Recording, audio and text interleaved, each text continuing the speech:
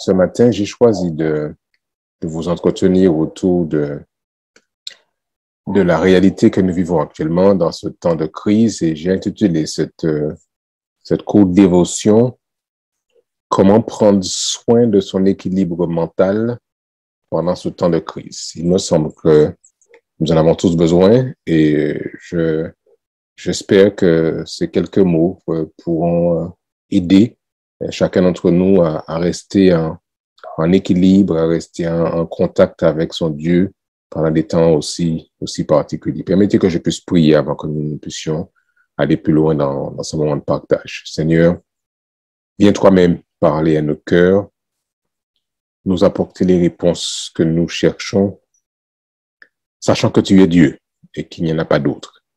Merci de ce que tu nous entends et que tu nous exauces. Je t'ai prié, Père, au nom de Jésus et pour ta gloire. Amen. Alors, aujourd'hui, il y a un texte qui m'est cher, c'est le texte de 3 Jean chapitre 1 verset 2 que vous connaissez tous, je pense, où l'apôtre Jean, quand il s'adresse à son bien-aimé, lui disait en ces quelques mots, « Je souhaite que tu prospères à tous égards et que tu sois en bonne santé comme prospère l'état de ton âme. » C'est le vœu que je formule pour chacun d'entre nous, c'est que nous puissions être des hommes et des femmes qui prospérons. Dieu est un Dieu de la richesse, Dieu est un Dieu de grandeur et son souhait pour chacun, c'est que nous puissions prospérer, mais dans tous les domaines. Pas dans un domaine seulement, mais dans tous les domaines. Mais il ajoute, c'est l'apôtre Jean qui disait qu'il espère que son bien-aimé Gaius puisse prospérer aussi en santé, comme c'est le cas de sa vie spirituelle. Et ce matin, je souhaite pareil pour chacun d'entre nous, que nous soyons des hommes et des femmes à qui Dieu accorde une prospérité dans tous les domaines de la vie, qu'elle soit mentale, qu'elle soit physique, qu'elle soit financière, mais aussi dans le domaine spirituel. Alors, pour pouvoir parvenir à cet état d'équilibre de santé mentale, première recommandation que je voudrais faire à tous dans ce temps particulier, c'est de pouvoir prendre soin de soi. On le dit souvent parfois sans porter attention à la valeur de ces mots, mais je crois qu'il est important que nous puissions tous prendre soin de nous, être attentifs dans la manière dont nous prenons soin de nous. Comment le faire? Il s'agit tout d'abord de rester actif physiquement. L'activité physique est recommandée par Dieu. Il avait prévu que nous puissions être des hommes et des femmes actifs et si nous cessons nos activités physiques, l'exercice physique en particulier, ceci risque d'affecter notre équilibre mental, notre équilibre général.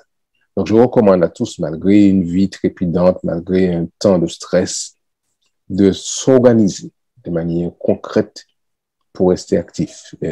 Parfois, on ne peut pas aller en salle de sport comme certains aiment le faire, ou on ne peut pas aller dans de grandes sorties, mais même à la maison, autour de la maison, on peut s'organiser pour rester actif physiquement. Deuxièmement, il est important aussi de faire attention à ce que nous mangeons. C'est un sage qui disait que ta nourriture soit ton médicament. Donc, soyons intentionnels dans l'alimentation et en temps de crise en particulier.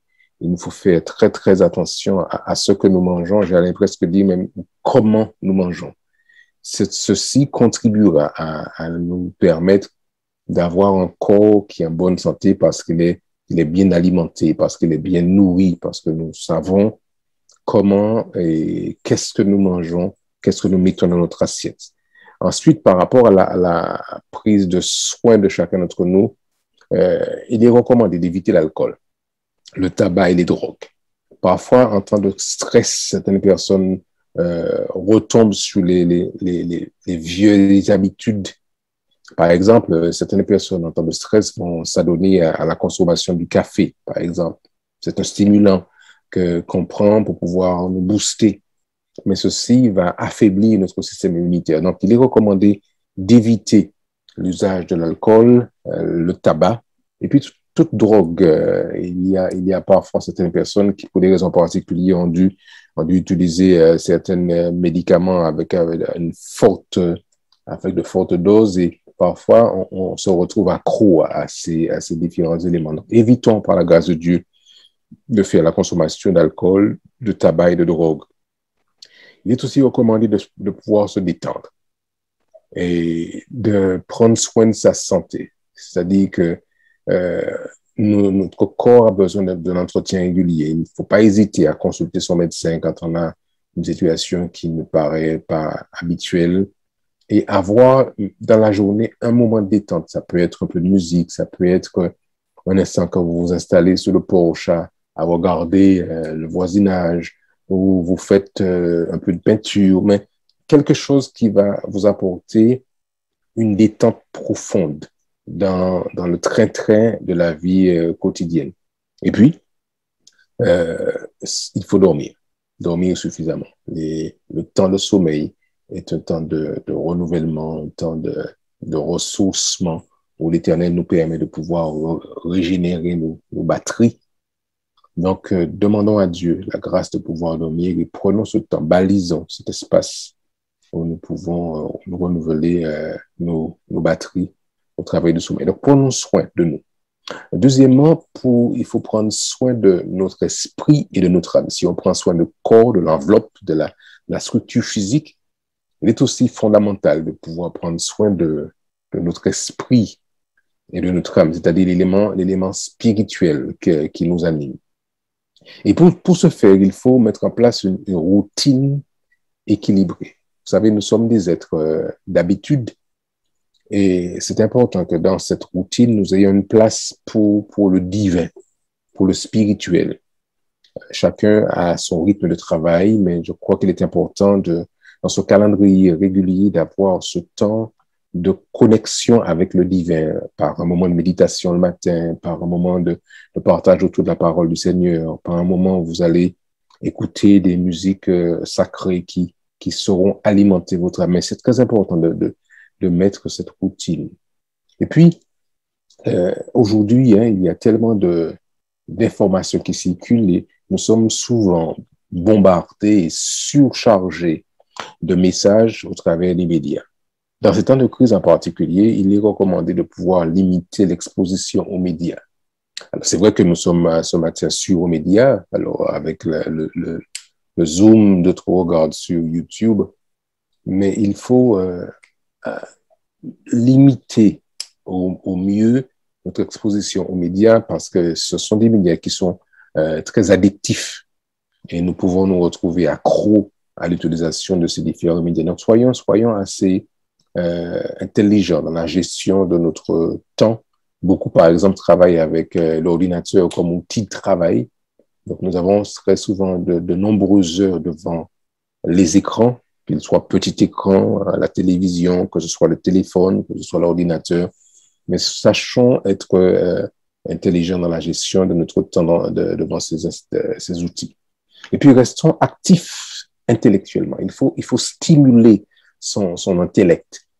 Alors, ça peut être par la lecture d'ouvrages de qualité qui nous stimulent par les échanges dans un domaine intellectuel qui nous intéresse, mais restons actifs dans ce domaine-là. Ne nous laissons pas aller à une certaine forme de paresse intellectuelle. Il y a cette motivation de l'esprit qui est recommandée. Alors, certains, par exemple, aiment l'écriture.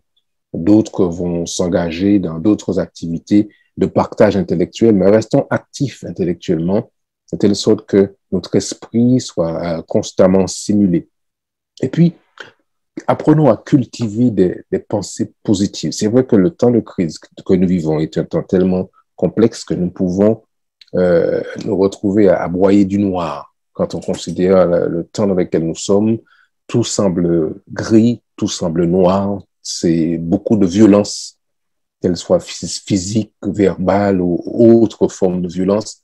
Apprenons cependant à cultiver des pensées positives. Je dis bien, et l'expression cultiver, c'est un effort réel, concret qui doit être fait dans la culture de pensées positives.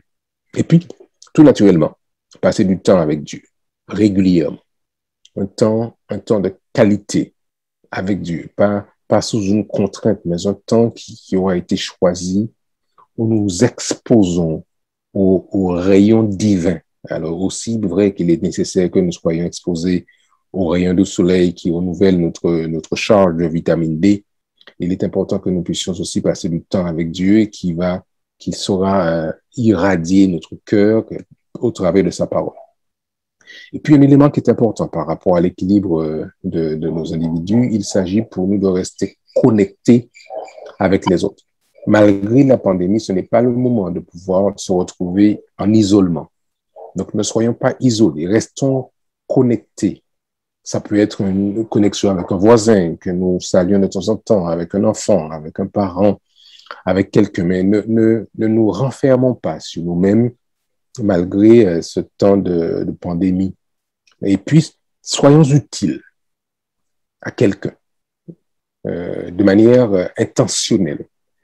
Vous avez parfois des gens que vous connaissez dans votre entourage, une personne âgée qui a besoin d'une aide, d'un soutien, d'un apport. Ça peut être avoir, si vous êtes parents ou grands-parents, pouvoir garder une petite fille, un petit garçon, une demi-journée, quelque chose qui va nous rendre utiles pour quelqu'un. Veiller sur quelqu'un, un membre de la famille, un voisin.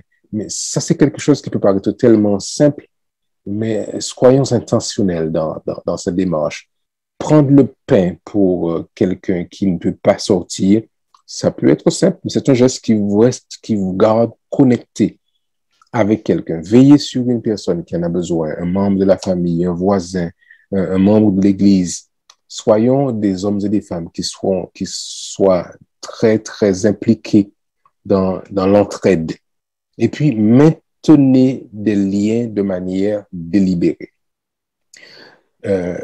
Nous avons tous des téléphones portables et il est possible de rester en contact avec certaines personnes. Donc, dans votre liste de contacts, voyez qui vous n'avez pas et avec qui vous n'avez pas échangé depuis quelques jours. Et puis, un appel téléphonique, ça vous prend 3-4 minutes. Un petit coucou, comment vas-tu? J'ai pensé à toi ce matin. Mais maintenons des liens de manière délibérée. Il y a peut-être certaines personnes que vous n'avez pas eu de leurs nouvelles pendant longtemps. Juste un appel, comment vas-tu? J'ai pensé à toi. Je prie pour toi.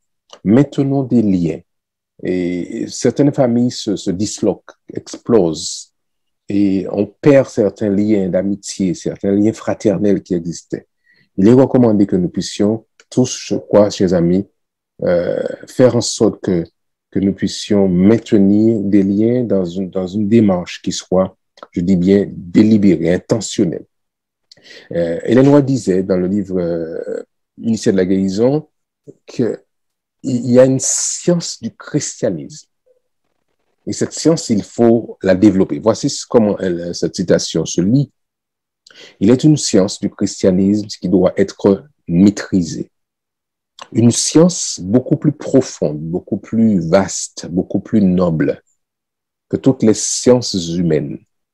De même que les cieux sont plus élevés que la terre, les facultés mentales doivent être disciplinées, éduquées et développées. J'aime l'idée que les Noirs considèrent le christianisme comme une science. Et je la décris comme étant la science du bonheur. Et nous avons besoin, en tant que chrétiens, en tant que membres de cette communauté de foi, de booster cette science qui est puissante, puisque l'apôtre Paul disait ou a dit que l'évangile, c'est une puissance, c'est une dynamique. Et j'aimerais que nous puissions, chacun de notre côté, activer cette science, cette dynamique auprès de ceux qui sont autour de nous.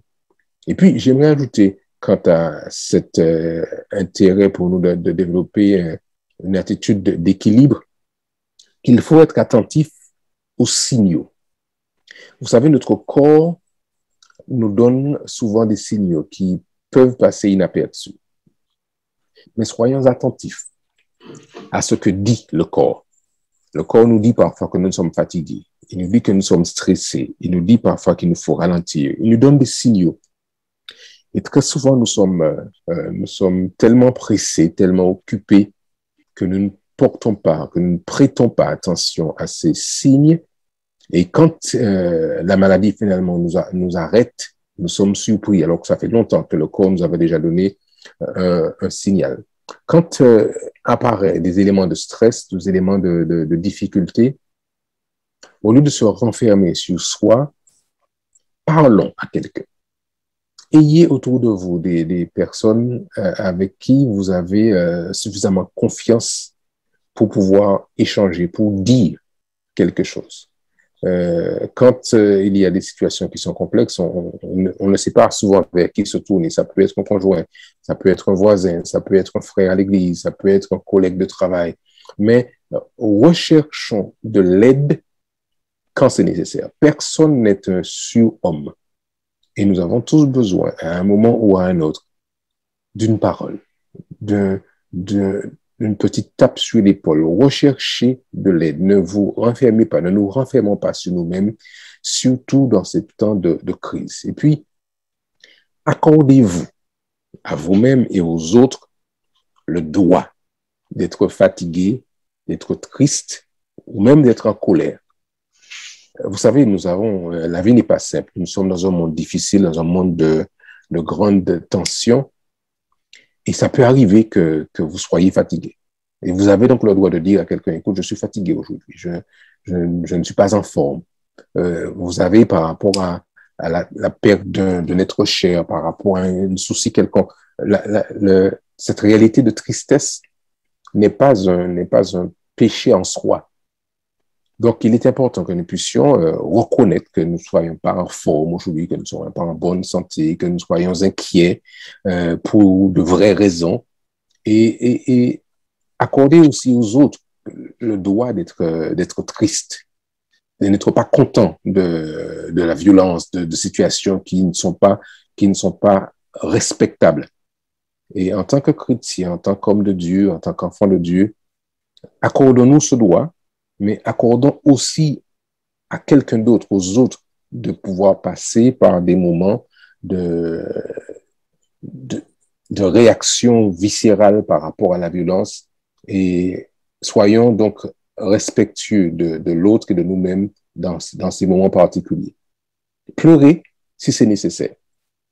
Parfois, nous ne voulons pas reconnaître que les larmes et nous ne les reconnaissons parfois comme étant des situations de détresse, de faiblesse plutôt. Mais c'est parfois nécessaire de pleurer. Et s'il faut pleurer, il faut pleurer un bon coup, exprimer cette douleur que nous pouvons vivre.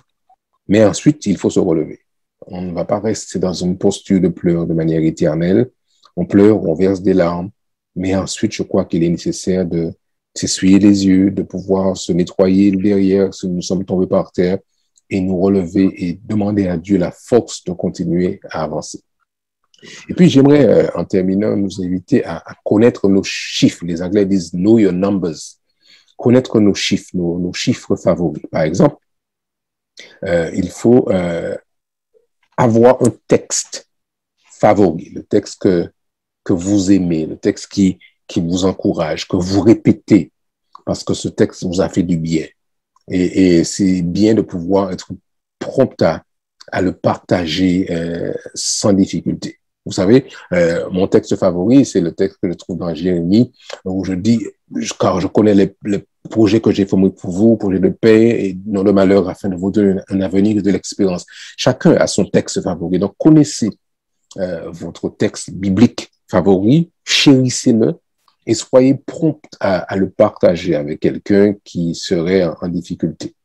Ayez un cantique que vous aimez chanter, que vous fredonnez quand vous êtes en voiture, que vous fredonnez quand vous faites du sport, que vous chantez quand vous vous levez. Vous savez, ces éléments-là sont des éléments importants qui vont tracer votre ADN, votre cheminement personnel. Ayez ce chant. Mon chant favori, c'est le 383. Quel grand secours d'être toujours protégé par Dieu même. Mais chacun peut avoir son cantique favori. Et je vous recommande à chacun d'avoir votre cantique favori que vous aimez, que vous préférez, et tout le monde dans la famille saura. Ça c'est le chant de maman. Ça c'est le chant de papa. C'est important. Et puis votre livre préféré, puisque nous sommes appelés à lire. Nous vous recommandons d'avoir un livre préféré que vous aurez lu, que vous aurez lu, que vous aurez lu encore.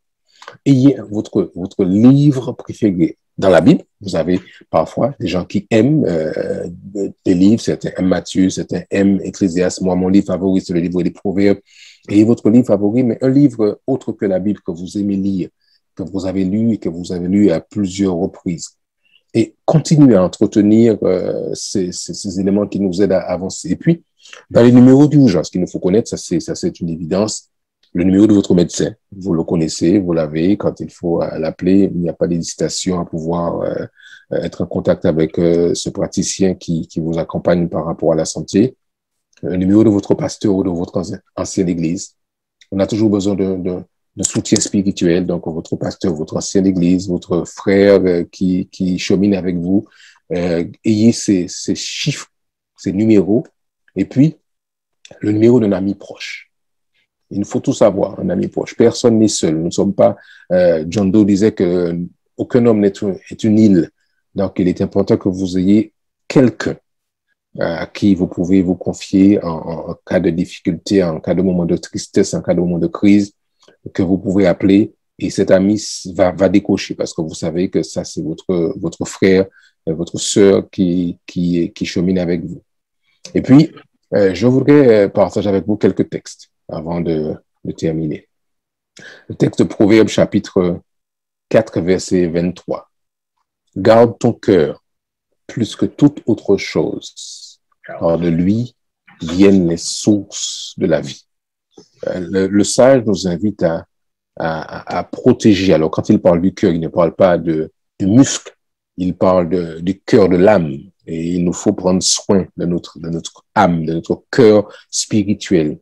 Parce que c'est de là que viennent les sources de la vie. Si notre cœur est rempli d'amertume, si notre cœur est rempli de choses négatives, nous comprenons bien que notre vie en sera affectée. Donc, gardons notre cœur plus que toute autre chose. Notre texte que je voudrais partager avec vous, Jean 14, verset 1er. Que votre cœur, disait Jésus, ne se trouble point. Croyez en Dieu et croyez en moi. Vous voyez comment encore le Christ reprend l'image du cœur comme étant pas la pompe physique, mais l'âme, le cœur spirituel. Et il nous dit de nous assurer que notre cœur ne soit pas troublé. Et pour ne pas être troublé, c'est la croyance en Dieu, cet ancrage dans la personne du Seigneur qui va nous aider à ne pas être troublé dans la vie. Et puis je termine avec cette citation. Connaître les lois qui régissent l'esprit et le corps. Voilà ce qui est déclaré Ellen White dans le livre Ministère de la guérison à la page 103. C'est le devoir de chacun envers soi-même et l'humanité de s'enquérir des lois de la vie et de s'y conformer consciencieusement. Il faut se familiariser avec le corps humain, le plus merveilleux de tous les organismes, comprendre ses différentes fonctions et leurs relations en vue de l'action admirable de l'ensemble. On devrait étudier l'influence de l'esprit sur le corps et du corps sur l'esprit, ainsi que les lois qui régissent l'un et l'autre. Et je souhaite pour chacun d'entre nous que nous soyons très dans l'analyse de cette interaction entre corps et esprit et corps, et voir comment le Seigneur avait créé quelque chose de merveilleux. Je souhaite vraiment à chacun d'entre nous aujourd'hui, alors que nous commençons cette semaine d'activité, que Dieu vous accorde une très bonne semaine. Et puis je termine avec ce dernier texte. Soyez toujours joyeux. Malgré la difficulté, malgré les temps difficiles, malgré le temps de crise, nous avons des raisons de louer le Seigneur. Que notre visage ne soit pas tout le temps inquiet, que notre posture ne soit pas une posture de tristesse. Même quand nous sommes malades, il est possible d'être joyeux. Il est possible d'avoir cet état d'esprit de joie et de sourire intérieur. Et ça, l'apôtre Paul nous recommande. Alors, quand vous lisez le texte, vous allez voir qu'il va dire « Soyez toujours joyeux ». Et puis, la phrase qui suit, il va dire « Priez sans cesse ». Donc, il y a comme une connexion entre la prière et la joie intérieure, la paix que nous sommes appelés à avoir. Donc, je vous invite, bien-aimés, avec ces quelques mots, à prendre soin de l'équilibre mental, l'équilibre spirituel de chacun d'entre nous. Et je vous laisse avec un morceau de musique qui a pour titre « À Dieu soit la gloire ». Je prie pour que Dieu vous accorde sa bénédiction, sa grâce et son amour. Que Dieu vous bénisse.